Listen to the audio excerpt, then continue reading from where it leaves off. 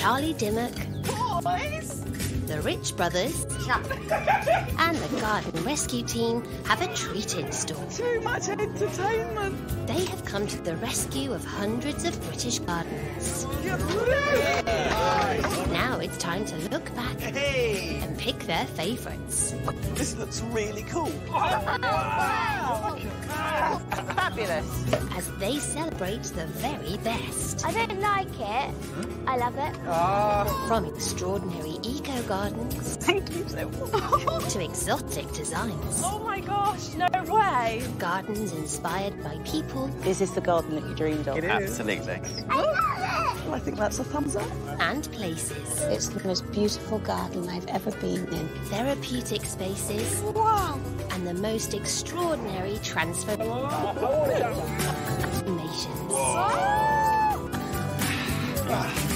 It is perfect. Welcome to Garden Rescue. Top of the plot.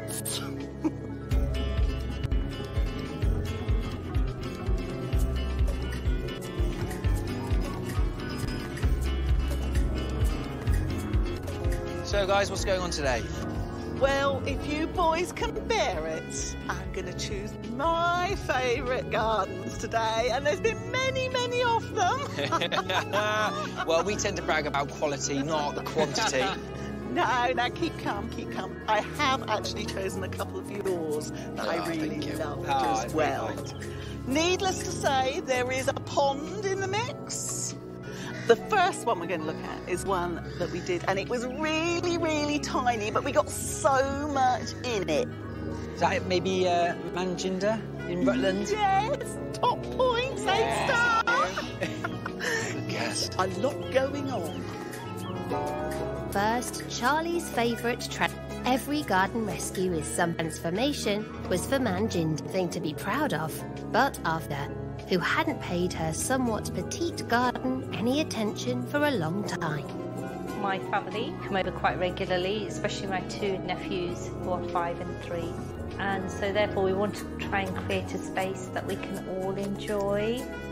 Although a tight space, Charlie's winning design managed to cram in a number of features to create the perfect cottage garden, including raised beds and a shed.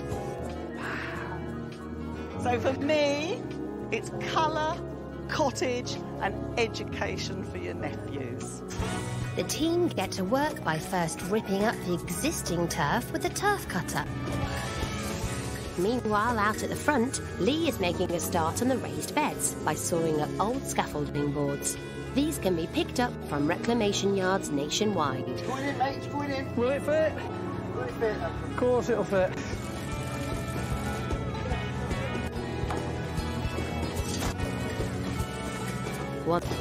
Before long, the turf bed done, only 3 more to go, is up.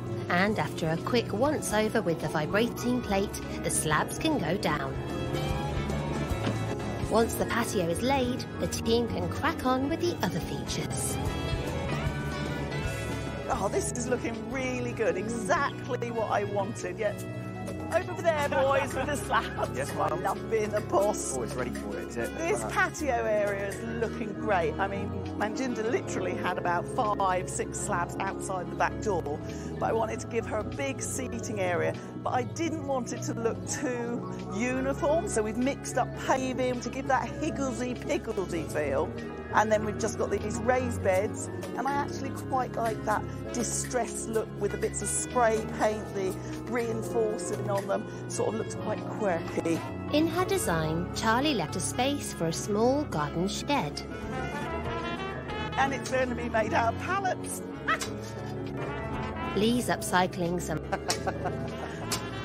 pallets that Manjinder already had in the garden. You'd never know, though, the timber looks as good as new. This is looking really good, Lee. We're going to have a green roof on this as well, so we're going to put a bit of timber, a bit of soil with some perlite in so it's not too heavy, and then plant some sedums and some sempervirens and succulents, so it'll actually look quite pretty.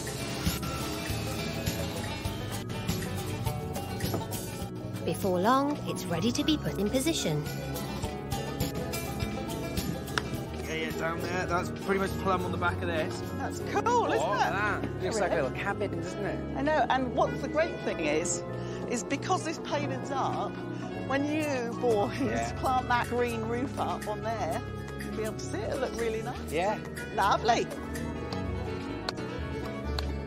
High up on Manjinda's wish list was something to appeal to her interest in the garden. This is a cherry. Nephews. Fruit trees can be It's a sweet cherry, so cherries a great way to pique a youngster's interest. fall into two different groups. You've got the acid cherries, which are the ones that you cook and make cherry pie with. Ooh, yummy, yummy. And then you've got your sweet cherries, are the ones that you eat raw. And I'm also going to train it as a fan.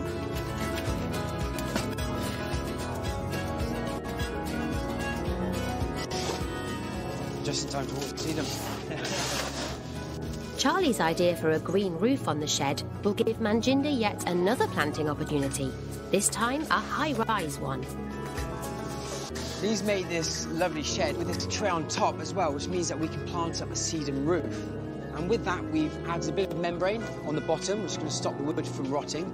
And then we've got this drainage layer here of gravel. And then all we're going to do then is add some soil on top and then put the plants in. We've got a lovely little mix of sedums and sempervivans, house leeks here. So we're going to put a nice little arrangement of all of these three. Look for the ones in here, and these little guys in the nursery that have all the little babies in them, because that's nice. So like this one here, a nice little trick. Actually, there's just one plant here. So what you could do with these is you can just pick them off like that, and then plant that on your roof there. It'll grow into one of these big rosettes. So actually, getting loads of plants for your money. So that's a neat little trick. Arrange them. I can't really do it from up here. I'll do it then. I'll have to leave you. I'll have the fun bit. In their natural habitat, alpine plants like this are well used to barren and exposed conditions with low levels of soil, so they work well in a roof garden. That looks really good from here. It finishes off nice, doesn't it? It does, it does. We're planting the little babies now. Oh, well, for hours. There is a lot more else to do, so, you know, you don't need to be there for hours. We will. So I've used these canes to make a fan shape radiating from the base, and then it's a case of taking the branches and tying them on like that. And then that one's going to go up there. A bit fiddly, but definitely worth it. There, like that. Get the idea? So With just a few finishing touches left to do, the team are done. Manjinda's dull and uninspiring backyard has been transformed into a space full of character that both her and her nephews can enjoy. But will she like it? do you want to open your eyes? Oh, it's amazing. Thank you. You've created an amazingly magical space.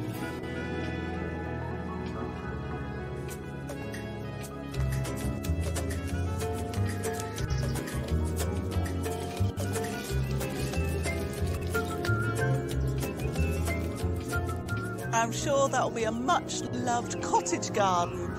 Lots of use from Manjinda and her nephews. It was quite a formal cottage garden, a sort of not more natural cottage planting with garden effect. Did lots of things self-seeding. This planting here is much better. The aqualigias have self-seeded. Foxgloves are great because they will dot themselves around the border. And if you're going for a cottage feel, mix up the colours so that there's lots of different colours in the gardens. We've got pinks and blues and purples and whites and a lovely scabious. And that will give you the cottagey effect that you're looking for. So don't try and be too neat and tidy. Just plant them close together and pop them in. And don't be overzealous with your weeding in the spring. Get to recognise seedlings of the self-seeders like the aqualigia and the foxgloves. Now, my next favourite might surprise you. It was a crazy transformation for Ollie, who was bike mad, and his mum and dad. Charlie's next favourite top of the plot's transformation, given a thrilling makeover for their chin, saw Sally and her family cycle crazy son, Ollie. His average garden in Appleton. Charlie's design featured a racetrack circling the garden, packed with weird and wonderful features. The idea is to get different textures on this pathway. We've got this sort of bank of timber around there, so there's a slight curve to it. Right. And then I did think it would be quite fun that he can, if he wants, zoom into Mum and Dad's bit, and we'll have a different type of paving there. So it's sort of rumbles, so maybe cobbles. Okay. Oh, yeah. The team get to work on this mammoth transformation. But the first job for Charlie is to create a bike rumble strip through the new patio. So what is this stuff? 3mm limestone, crushed limestone. So no cement in it? No cement in it. It's just it's normally the way you'd lay block paving.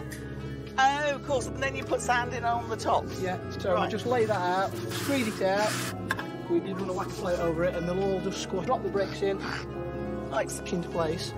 Then you put like a kit, you tap them into place, normally kiln-dried sand on top, and it will sort of interlocks them all, traps them all in. so even I think I could do that bit. You could do this easy, Yeah? Charlie, no All problem. right, I'll do that bit. There you go.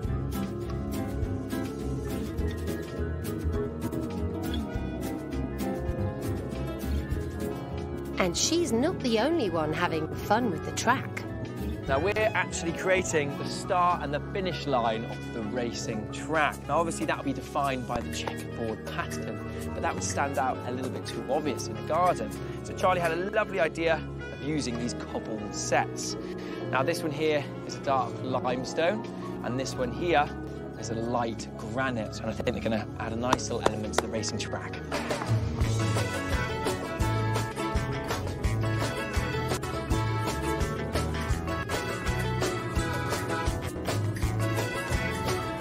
I actually think this looks really cool. It looks like a tyre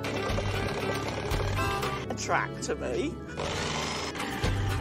With the final pieces of the track slotting into place, Well done, these are looking pretty good. Pretty fun as well. Yeah, I agree. the brothers have also made something to turbocharge the racetrack, some chevrons. But will the boss be impressed? Hey! They look great. I mean, they look like they'd be really complicated. No, it's What do you mean? They were. Don't underestimate. We made it look simple. Uh-huh. You were the two right people for that.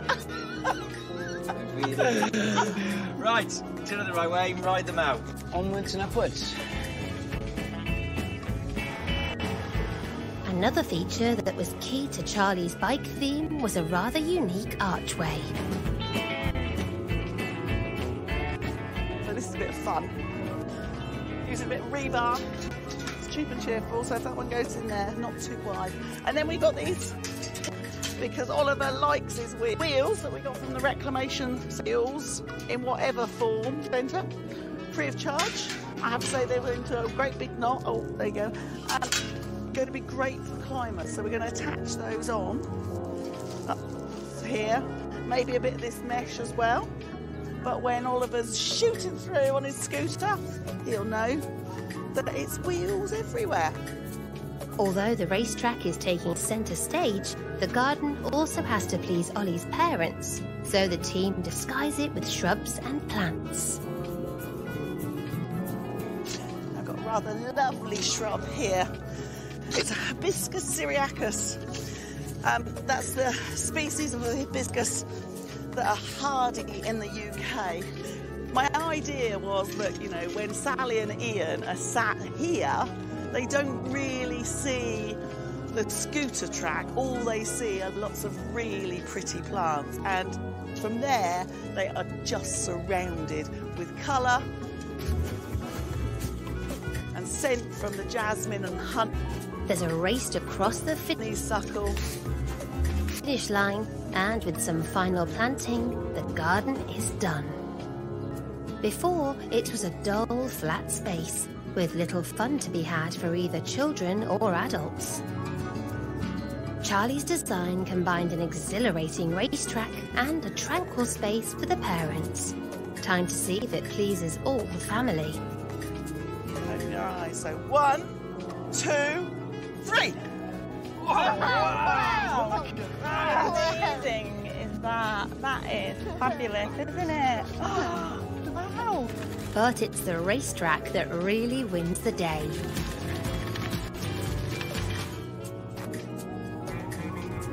Very cool garden, that, Charlie. Absolutely loved it. Yeah, I think you two secretly wanted to stay there and play, didn't you? It's no secret. Now, my next favourite garden is actually one of yours, boys. Ooh. Wanted a Maltese. Ooh, which one? Do you remember garden? But with Bernard and Cecilia. Yeah. Lots of homegrown veg Yep. and a Mediterranean vibe. Yeah, loved that one actually. Really cool design. Definitely Mediterranean, but it was quite contemporary. And then a little bit of country garden, English country gardens thrown in for good measure. Since moving to their house, Bernard and Cecilia hadn't done anything to their garden, but they dreamt of growing their own produce. So the Rich Brothers' incredible design featured raised vegetable beds, a dry stone wall, and an orchard. So we've got these small dwarf apple trees, and they're going to create a lovely kind of gridded orchard where we've located a nice little seating space amongst it. If you're hungry. And if you're hungry, just lift that big one out and have a bite. There it is, look. Big one. First job for the landscaping team is removing the old decking. Right, should we get all hands on deck? Which they carefully do, so they can reuse the wood for the vegetable raised, while Kyle clears the patio area with beds. Right, get the digger. And Chris makes a start clearing up the old grass. Out the front, the Rich Brothers and Charlie have arrived. Look, we've got the Maltese weather. And around the back of the house, the boys are delighted by how much has been achieved. The guys have been working super hard, made a dramatic difference to the garden already. One of the big differences is down here, brand new patio. This patio then leads on to one of the main features in the garden, and that's this angled pathway. And I've got to say, this is one of my favourite parts of the garden. It's this lovely stone wall that's going to define these two sections of the garden. And it's a lovely texture, and it really has a little nod to Malta. And it's lovely to see that they've already got produce in this garden. This greenhouse is just packed full of tomatoes, a bit of a bumper crop. See, Charlie's already in there, making Come and good. smell this, come and smell this. Oh, go on then. This takes me back to working in commercial. The smell of tomatoes. That's lovely, isn't it? Pinching them out. Oh, God, it smells fantastic. They've got loads of stuff in it. Lots of different varieties. Lovely to see, isn't it? Harry's first task is building the dry stone walls. And these walls are very evocative of the landscape in Malta. Now, I'm building this wall in quite a traditional manner. I'm not using any cement. Rather, I'm using scalpins, which fills the void, and then I'm using tie stones as well, which help to link all the wall together. Now, the way that these have been cropped makes them very easy to build, because it's almost like a brick, in the way that I'm just making sure I cross the joints with the next one. They're just building up, and that's what's so lovely about this, is that it's kind of supported by friction and gravity. It's a really enjoyable way of building a wall, and it's very different to the way I normally do it back in Wales. But I think it's got a lovely simplicity about it and a lovely geometric shape to it. That's the job. Ready for you. To plant up with I the know. herbs. Yes, I know. come on. I'll leave you gaps. How about that? Okay, all right then. And is it easier building with them than... Look at it. It's I just mean, like stick I on can't bricks. build a wall with it. I may as well not bother. Well, I can't wait to plant it up. Yeah. Charlie's finally got her chance. While all wants to plant up the top of the finished silver-bound gravel surfaces go down, dry stone wall. And now the herbs for this lovely dry stone wall. I mean, when you go on holiday, whether it's Spain, Portugal, or even Malta, I'm sure we've all got memories of wandering around and getting this really strong aromatic scent, and it's going to be in full sun. Now we've got the lemon verbena, which is yummy.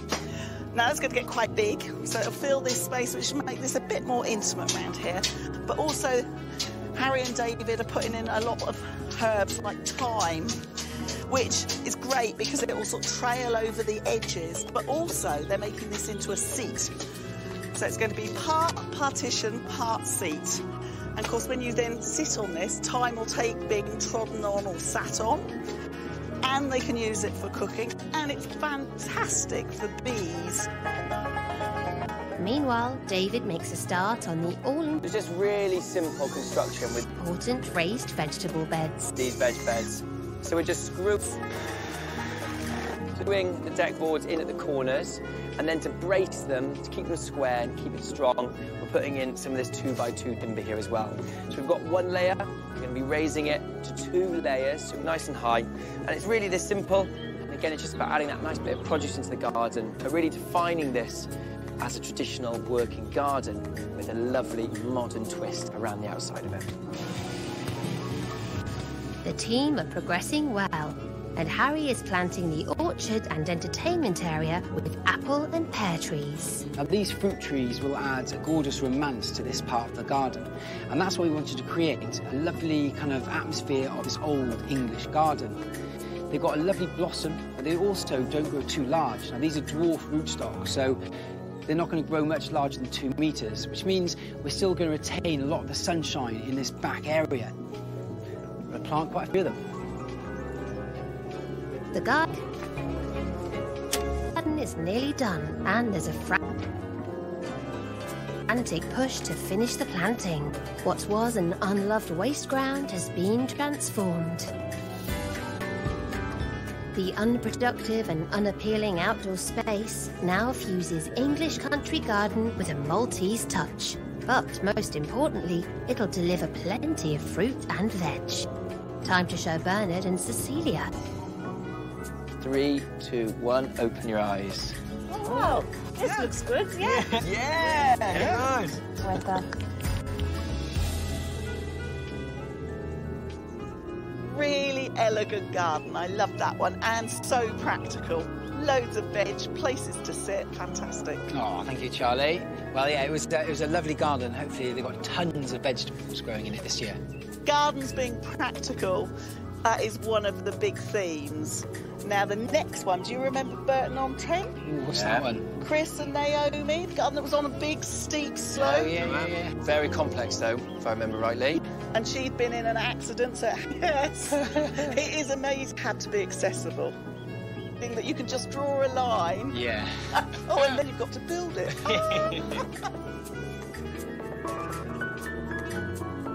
The only things enjoying Naomi and Chris's garden were the chickens. So Charlie's winning design broke the space up into different zones to suit the whole family. And it featured a gentle paved slope, so Naomi could easily access it. This section here is the sunken garden, the lower section. And I'm thinking that lends itself to the chickens. The landscaping team get to work quickly, first building a retaining wall at the bottom of the garden so it can be levelled. We're going to bring all the soil from this side of the garden down into that corner. That'll give a nice, square, level lawn area down here. Wall's in place, and it's time for Steve to do some serious earth moving.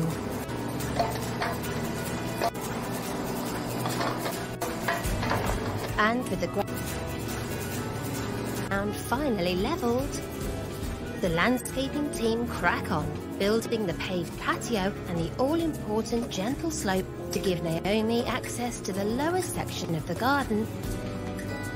Meanwhile, the brothers have been tasked with building a hanging box to grow salad in that can be raised out of reach of those hungry hens. It's going to be a little bit of fun, and it's going to spruce up a little area in the back of the garden for the chickens and for Naomi. Right, so we crack on? Yes.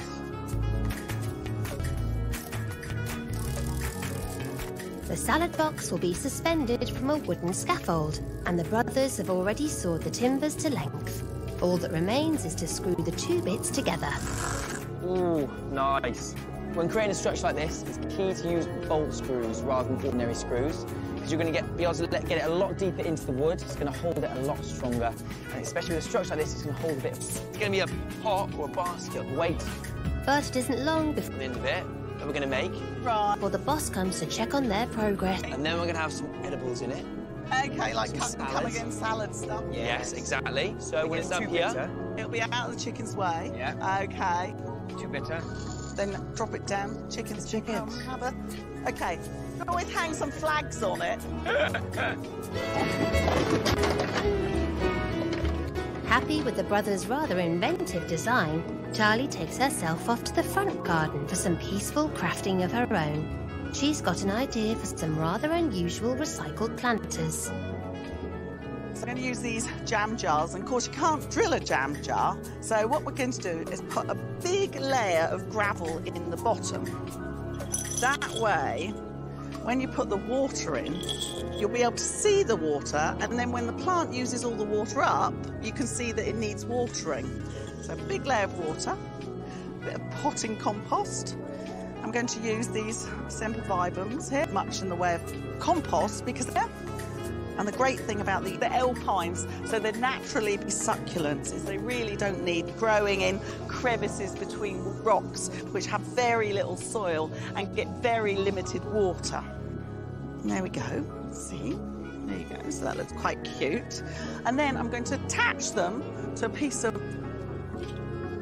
board that I've saved from the skip, and then use these Jubilee clips to hold them to the board. And then I've got these little jam jars that I'm going to pop in some night lights. In the back garden, Lee's been cracking on building a timber pergola. Right, this is it, crowning glory. Whilst the brothers have nearly finished their raised salad box. Moment of truth. Right. Hoist the flag, Captain. And my sailors' knots. There we are. The chickens will be happy, as is the planting. I love these corn. Is Charlie, because she's starting her couscous. They are, I mean... a favourite part of any garden. I get these beautiful white bracts on them, which look like leaves, but they're white, and they just have a little tint of pink, and it just gets covered with them. And this one's been grown as a multi-stem shrub, so it'll fill that whole space, make that seating area nice and quiet. With the planting done and the final touches added, the garden is finished. What was an awkward, unloved space has been cleverly divided into different zones for all the family. And it now has easy access for Naomi. But what will she and Chris think? Okay, you're allowed to open your eyes. Oh my word! Look at that! I can get down there and... Oh, wow.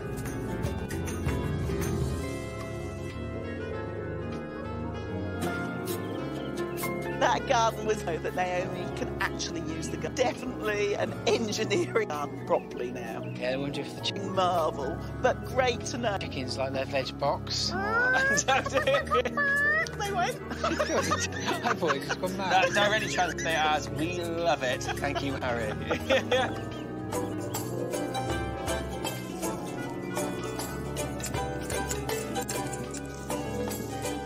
So we're looking at my favourite gardens over the years. But what about my favourite plant? Impossible to choose. But I have to say, roses are up there. They're lovely plants. You get colour, scent, and they go from ground cover plants to rambling roses that will cover a tree. Now, they're quite hardy, but there's certain things that they do really like. They do like to be fed regularly. They're quite hungry roses, and you need to do that probably twice a year, in the spring about March, and then after the first flush of flowers. Use a rose feed. Now roses are, so it's just a case of sprinkling our deep-rooted plants so they can get around the base of the plant, can normally find water. But if you're establishing them, then you will need to water them, or if you get a dry patch in the summer, it's definitely worth watering them. So give them a good soak rather than sort of lots of light waterings. And after you finish watering, it's definitely worth mulching around the base of the plant. I'm using well-rotted compost here. Keep it about 4 inches away from the base of the plant, so the mulch traps moisture in and also helps to suppress weeds. The other thing to remember, deadhead regularly. It'll keep those glorious flowers coming back. Now, my next favourite garden is in West Sussex, and it was for Claire and Paul. And guess what? The main feature was a pond. Joy, and Charlie's design ticked. Paul and Claire wanted all the boxes. It was wildlife haven for the family to its hedgehog friendly, had bird and bat boxes, a bug hotel arbour, and of course, a giant pond. Water is a must for wildlife, and by having an actual pond rather than just a water feature, you'll be able to get frogs and newts in there. There'll be shallow areas so the birds can bathe in it. Bring your swimming trunks. With so much to do, the landscaping team crack on with the groundwork.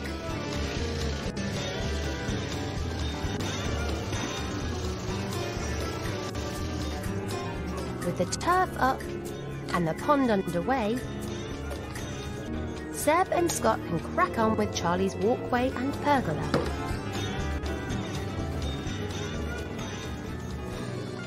The pond's all dug out. I've gone for an irregular shape because it's a wildlife pond.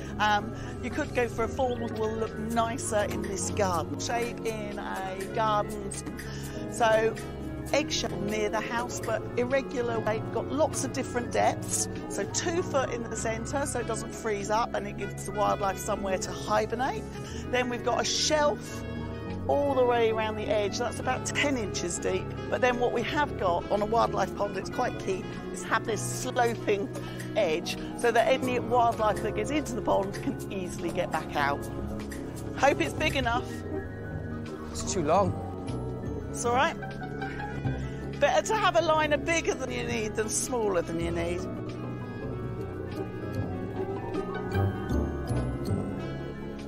Time to fill the pond up. It'll take a while. But it's not just pond life that will get a new home. The boys are also installing some bird boxes. It's important when you site your bird box to put it as high up a tree or high up a building as possible, because that means it's out of the way from predators. He's also made a bat box from some timber. It's a very similar concept. Oh, so that's the bird box in.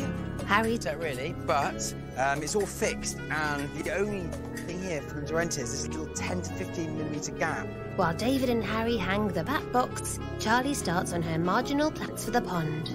The marginals are the ones that sit in the shallow water that's like 4 to 10 inches deep, and they are really important in a wildlife pond because the wildlife, things like dragonfly nymphs and damselfly nymphs, need the plants that stick out of the water so that once they've grown big enough, the nymphs, they actually crawl out onto the leaf and then split open and turn into the dragonflies and damselflies. One of my favourites is kingcup, flowers really early in the spring, the first thing really to flower in a pond. And then lythrum, which gets these tall spires of purple flowers. Lovely. Another key job is to make the garden hedgehog friendly, which Charlie's on to next. They can't get into the garden, and the biggest problem for hedgehog, really need to help our hedgehogs out, are fences, wooden fences like this, because back in the 50s, there was about 35 million hedgehogs, and now we're probably lucky if there's 1 million. So I'm going to dig these gullyways, which will be little entrance and exits all around the garden, so that the hedgehogs can go from one garden to the next, because they don't just live in one spot. They go round looking for food, and I'm planting a selection of natives, so things like hawthorn, yew and hornbeam, which they naturally encounter in the wild. But also I'm going to plant pyracantha because they apparently love the berries. So it's got white flowers in the spring, which is great for the bees, but then in the autumn you get the berries on them, which they'll eat. And if you do hear a sort of snuffling, snorting sound at night, that will probably be the hedgehogs looking for food. This arbour is a With the arbour frame built, it's key feature in Charlie's design. And not only time for the brothers to make it bug-free. It's going to be a great spot to sit and enjoy the garden from, but it's going to be a little home for wildlife and invertebrates. The guys did a great job putting together the structure, and we're just adding the shelves. So what we've done is we've screwed in these shelving supports and then cut the size and slotted in the shelves. And on there's going to be the log pile, and logs are perfectly used for this, aren't they? They are. By introducing more wood into the garden, you're actually inviting more invertebrates as well. And they're the bottom of the food chain, so in turn, they're going to attract all that wildlife into the garden. Oh, check that out. Done. I think it looks really nice, doesn't it? Very happy. It's the final push, and the garden is a hive of activity as the team finishes the planting. And the old, uninspiring space has been transformed by Charlie's design, creating a magnificent wildlife haven. But what will Naomi and Chris think? You can open your eyes. Oh, wow. Goodness. Lee, it's amazing. Oh, wow. Thank you. It's a little bit different to what it was like before. Thank you. Oh, I can't believe it. It's completely. Absolutely brilliant. Yeah. Oh, wow.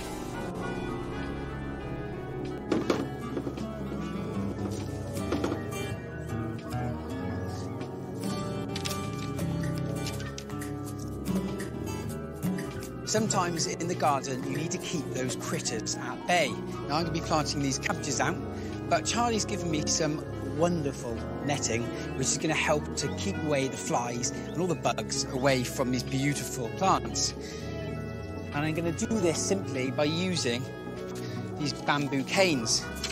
And they're going to go around the cabbages in a line. And I'm going to use the netting, put it over the top. I'm not actually going to pierce it to tie it on. I'm actually going to weigh it down with some rocks or some old bits of tiles found around the garden.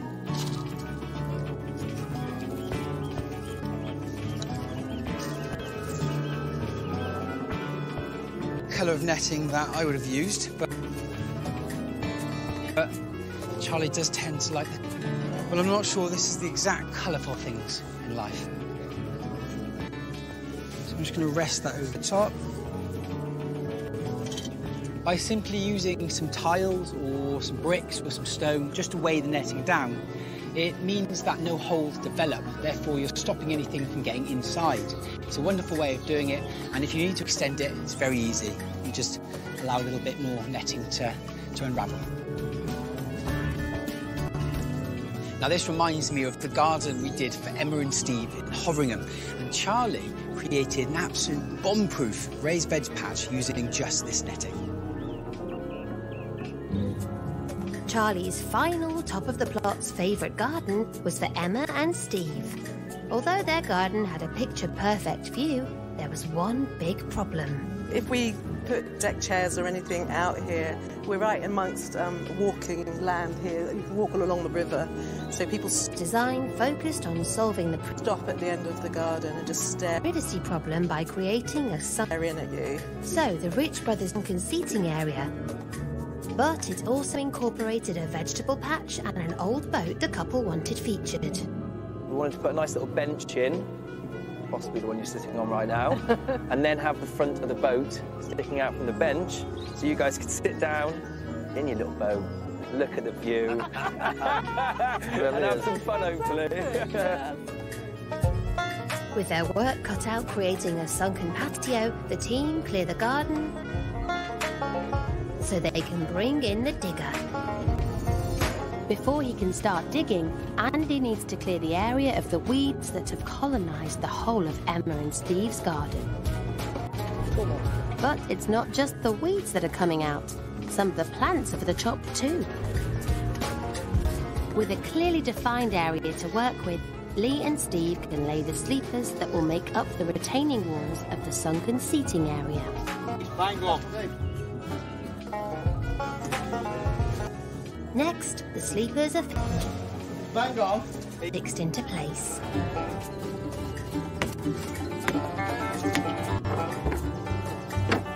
The sunken decking is almost complete, which is just as well as the bosses have arrived. Now the garden is coming along beautifully, made a massive impact already. One of the main parts of this garden is this sunken space here. It's gorgeous. And the whole idea of it is that Emma and Steve can walk out of their house and they can walk into this lovely private sunken space. And also, it's lovely because it makes a great seat, and that's why we've kind of integrated it in with the rest of the garden, because when you drop down, you actually get rid of that view of the road. It really does accentuate the river and fields and trees beyond. Whilst the boys take in the view, Charlie's working hard moving the vegetable bed into position. Square up with that. Then it's time for Andy to break out his trusty digger again to fill it. And Carpenter Lee is constructing a critter-proof frame. Emma and Steve had in the past tried growing veg, but they weren't overly successful. So I'm hoping to give them a bit of a boost by making it free as far as possible of pests and disease. So by putting a nice frame on the raised bed, mesh, with this mesh, the flies, it's so fine, the flies can't get through. And while Charlie tackles the bugs, the brothers are ready to do some planting around the sunken deck. Now this shrub here is Griselinia, and the reason we've chosen it for this garden, not only for its natural, simple leaf, but actually because it grows up to be quite shrubby, quite bushy, and situated around the seating area, it's really going to help to stop those winds. And also you can see here, it's got this quite delicate, almost inconspicuous flower. It's kept the garden from the wind. Evergreen, and that's really important because that means even in winter, it's going to help protect. Charlie has asked Lee to cut some lengths of copper piping because she's taking no chances when it comes to critter-proofing the veg bed. This is to stop those pesky slugs and snails. You might have seen it on pots where you stick tape on, but this is the max out version of it. Permanent copper pipe, which just got all the way round the container. And basically what happens is the slugs and snails don't like crawling over copper.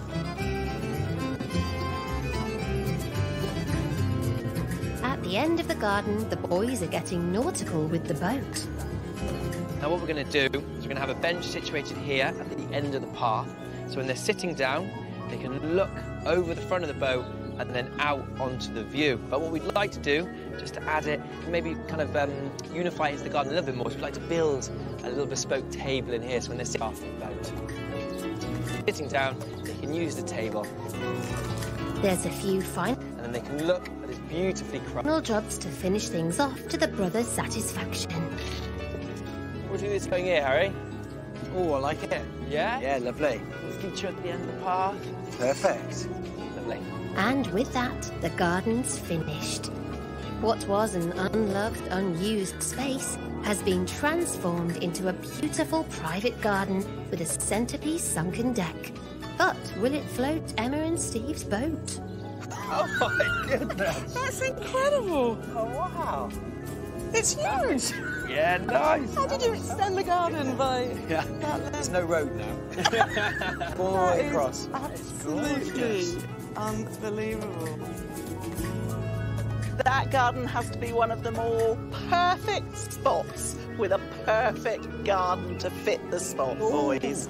Thank you very much. Oh, thank you. Yeah, it was a lovely garden because it had a split level, and it's nice to be able to play around with that because you can create and the roadside And under you, different spaces. Yeah, really create a cozy usually for you two, a theme. atmosphere. Hunker down from the wind. I know. Oh, Many talents, see?